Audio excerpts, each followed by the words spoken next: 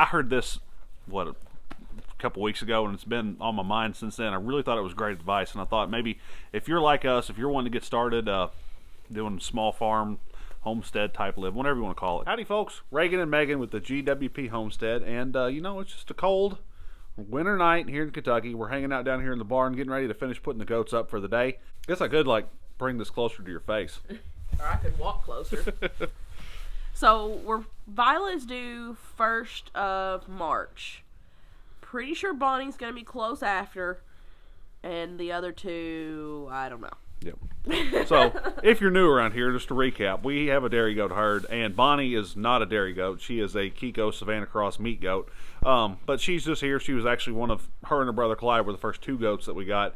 They're not pets per se, but they're absolutely useless other than they're just kind of like big overgrown lawnmowers that like to give us a headache. So, yeah, and their headache is...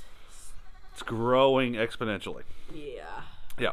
So, we're raising dairy goat herd, and Violet she was a bred doe that we bought. It gave us 2 of these babies. As you see, we have every light we can absolutely muster right now because that one that you see right there that's not on is not on.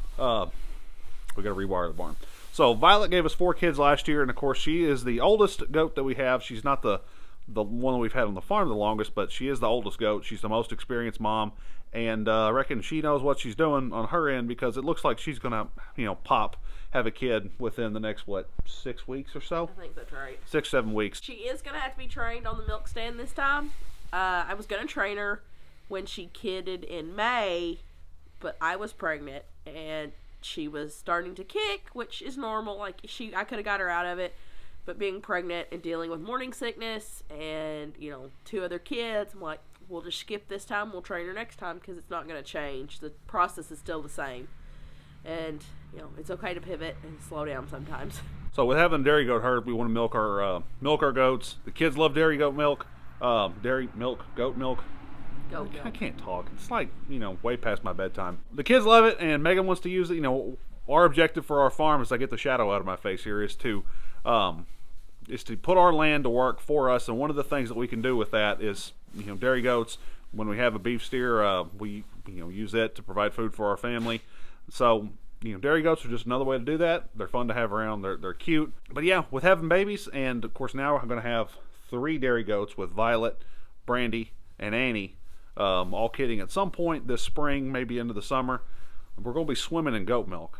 And then we're going to breed our 2 babies that were born in May, probably introduce them to Benji in July or June, because that'll put them over a year old. They should be a good size for that, but we'll wait and see. July or June, that'd be like Christmas babies. Yeah. Let's get the rest of these goobers in here.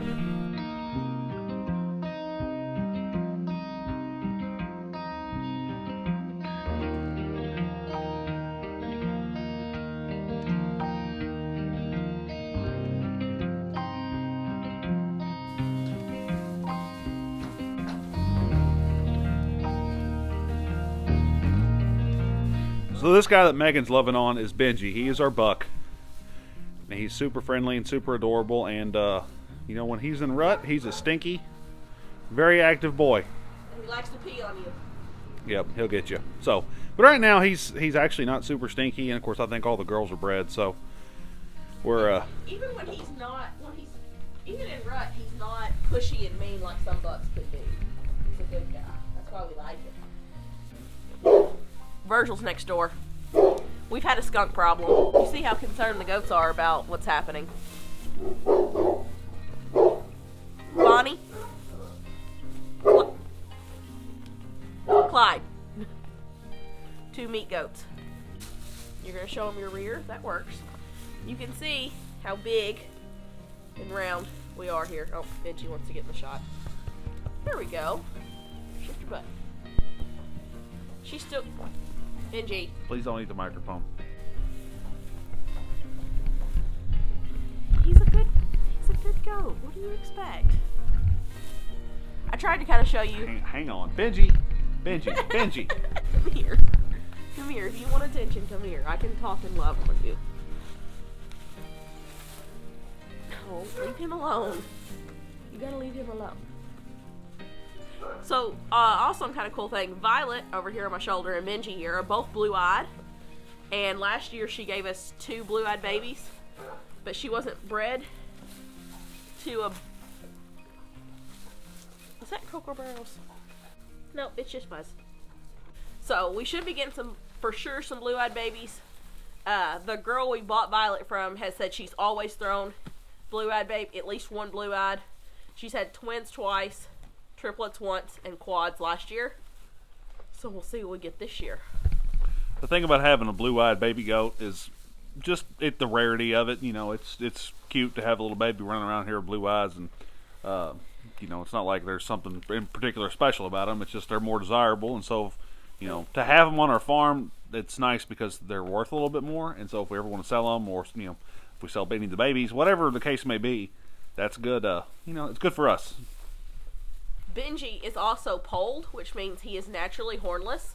On his registration papers, it has him marked as budded because the breeder who bred him, or bred his mom, didn't realize that they were polled. That was her first time having polled babies, so she didn't know what to look for.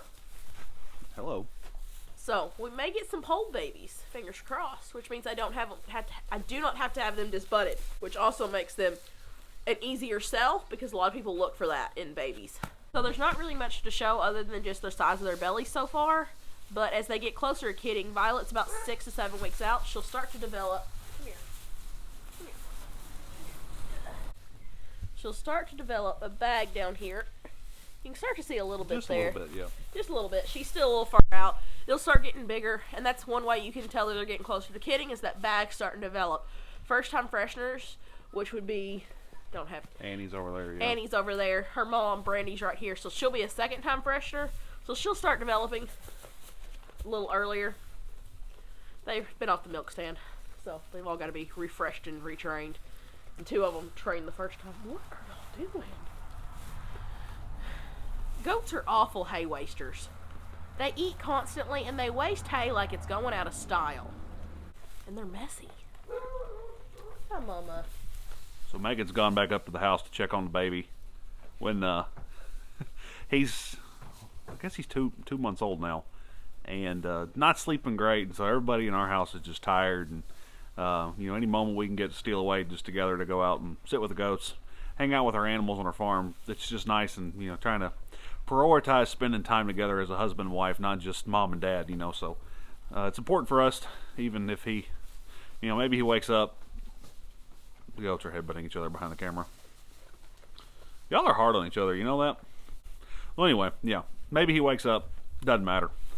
You know, he'll be okay for a few minutes. It's not like he's going to go anywhere or get hurt. You know, his big brother and his big sister are asleep, so nothing to worry about there. But while I've got you here, I wanted to go ahead and share something that I heard this, a couple weeks ago, and it's been on my mind since then. I really thought it was great advice, and I thought maybe if you're like us, if you're wanting to get started doing small farm, homestead type live, whatever you want to call it, you know, or even if you're not, I think this is great advice. It can make a huge difference in your life, on your farm, whatever the case may be.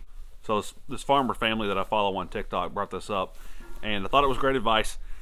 Do something every day in your life, on your farm, whatever the case may be, wherever you're at, do something to make an improvement, and then over time, 5, 10, 15, 20, 30 years, whatever the case is, you're going to look back and see what a difference that doing something every day has made, what a difference it's made toward reaching your goals. Something I struggle with is sometimes I have so much going on all at one time that I get overwhelmed, and it's just hard to get started. I don't even know where to start. There's just too much going on, and I have, you know, to get the garden ready. We're going to try and do better at gardening. We have fence to fix to keep these boogers in the fence. Light's about to fall. This is not the best setup, but we do what we got to do. So sometimes it's hard to even get started in things, but if you just focus on doing one thing, big, small, maybe it's picking up a rock and moving it, maybe it's tying a fence, tying a wire, whatever the case is, picking something up in your shop, do something every day. And over the course of time, when you're young, it might be hard to think in terms of, you know, when I look back 30 years from now, that's longer than I've been alive to this point. But Lord willing, I'll still be here, and I'll be able to be proud of what we've been able to do as a family, reaching our goals, to have the life that we dream of having, and really want to enjoy the journey on the way. we do so much around here that sometimes it can feel kind of eclectic, even in my mind. So if you're watching this and you're thinking, man, these people are into a lot, believe me, you ought to live up here. But it's all about the journey. We enjoy the process, and doing something each and every day is going to make a difference toward reaching our goals. And whenever we look back, at any point in time, we're going to look back and see how far we've come, and we can be proud of what we've been able to do.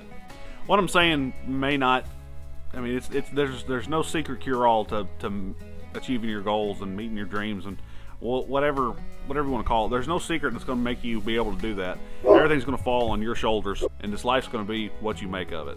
Work hard, put in your best effort, and then whenever it's all said and done, the time you spent growing as a person, the time you spent helping other people, the time you spent becoming a better Christian, being a better person, that's going to be something that the people around you will remember and enjoy. It's going to be something that, if you get to enjoy it, you're going to be able to be proud of what you've done.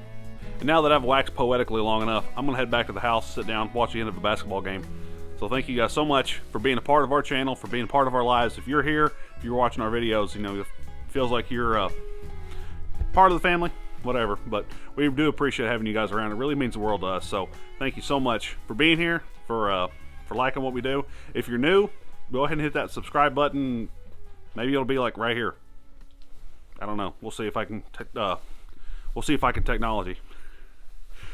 My name's Reagan. Megan's gone back to the house. This is the GWP Homestead. We'll see y'all soon.